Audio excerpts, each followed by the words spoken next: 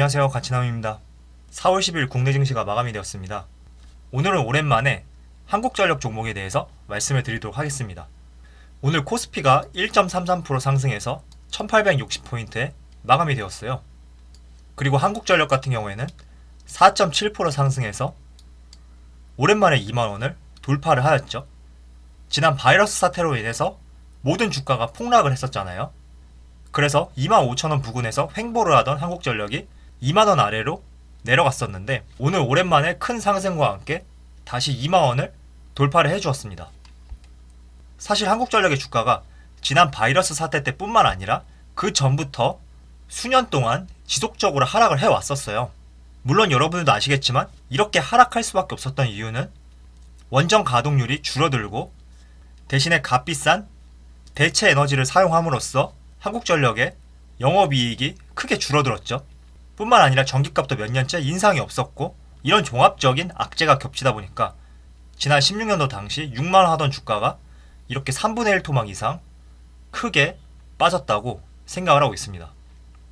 자, 지금 보시는 차트는 한국전력의 원전 이용률과 가동률을 나타낸 차트예요. 지금 18년까지 나와 있는데 여기 차트를 보시면 아시겠지만 80% 이상 상회하던 원전 가동률이 17년도부터 70%대, 60%대 이렇게 크게 하락한 것을 볼 수가 있어요. 하지만 다시 19년도와 20년도는 상승할 것으로 내다보고 있기 때문에 이 점은 굉장히 긍정적이다 말씀을 드리고 싶습니다. 19년도 같은 경우에는 75% 정도 올라왔다고 하죠. 그리고 20년도 같은 경우에는 80% 정도 원전 가동률이 올라간다고 합니다. 즉 80%라는 수치는 지난 한국전력이 최고점을 이루었던 15년, 16년도와 비교를 했을 때 거의 근접한 수준까지 상회를 할 수 있는 올 한 해가 될 것이다. 이 점은 굉장히 한국전력에게 긍정적인 요소다. 이렇게 말씀을 드리고 싶습니다. 그리고 지금 바이러스 사태로 인해서 국제 유가는 큰 폭으로 하락을 하고 있잖아요. 뿐만 아니라 달러는 큰 폭으로 상승을 하고 있어요. 하지만 원달러 환율이 10원 상승을 하면 한국전력의 연간 영업이익은 1335억 원이 감소를 한다고 합니다. 즉 달러가 상승하면 한국전력에게는 좋지 못한 상황이다. 이 점을 말씀드리고 싶고 반면에 국제유가도 폭락을 하고 있죠. 그래서 원달러 환율이 10원 상승하면 국제유가가 1.9% 하락했을 때 비용 감소 효과를 상쇄한다고 합니다. 자, 그러면 한번 비교를 해볼게요. 달러가 올 초만 하더라도 1150원대였어요. 하지만 지금은 1209원으로 약 50원 정도 상승을 했죠. 그럼 여기 나와 있는 대로 50원 상승이면 1335억 원에 5배로 곱해야 되죠. 그러면 6500억 정도 나오겠네요.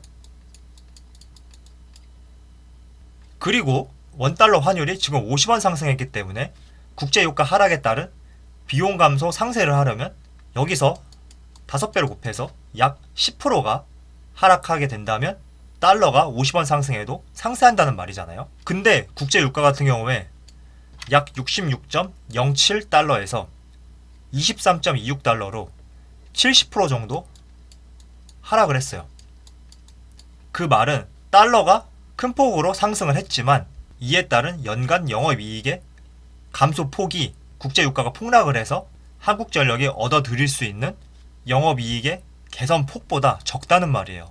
그래서 달러가 아무리 상승을 많이 한다고 해도 국제유가가 더 큰 폭으로 하락을 했기 때문에 이 두 개를 같이 상쇄를 시켰을 때는 한국전력의 영업이익 개선에 더욱 큰 효과를 누릴 수 있다. 이 점을 말씀드리고 싶었습니다. 그래서 지금 한국전력의 원전 가동률도 올해 20년에는 더욱 상승할 것으로 전망이 되고 국제유가가 큰 폭으로 하락을 하였기 때문에 이에 따른 한국전력의 연간 영업이익도 상승할 것으로 내다보고 있습니다. 그리고 유가가 배럴당 1달러가 하락할 때마다 연간 영업이익은 약 1100억 원 정도 개선이 된다고 해요. 그래서 이 점도 참조를 해보시고 유가가 얼마나 하락을 했나 이 폭과 함께 비교를 해보셨으면 좋겠습니다. 그런데 많은 분들께서 국제유가가 하락하는 것과 한국전력의 영업이익 개선과 무슨 관계가 있느냐 이런 말씀을 하시더라고요. 그래서 잠깐 설명을 드릴게요. 일단 한국전력 같은 경우에 매출 원가의 대부분은 연료비하고 전력 구입비로 나눠지고 있어요. 그런데 이 연료비에서 유류를 굉장히 많이 사용을 합니다. 그래서 국제 유가가 큰 폭으로 떨어지면 떨어질수록 한국전력은 매출 원가를 줄일 수 있다. 이렇게 생각을 하시면 돼요.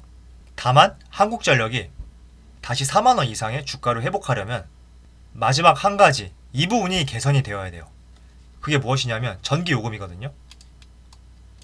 원전 가동률도 지난 2016년도만큼 크게 상승을 하였고 국제 유가도 2016년도 당시보다 더 큰 폭으로 하락을 했어요.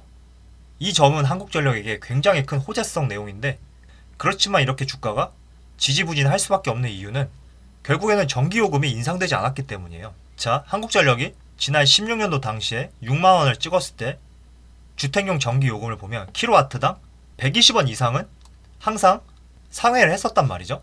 하지만 2017년도 이후부터는 전기요금이 약 15% 정도 하락을 했어요. 그래서 19년도 같은 경우에는 주택용 전기요금이 산업용보다 더 저렴해지는 아이러니한 상황이 발생이 된 거죠. 자, 우리나라의 전기요금은 지난 30년 동안 약 50% 정도 상승을 했어요.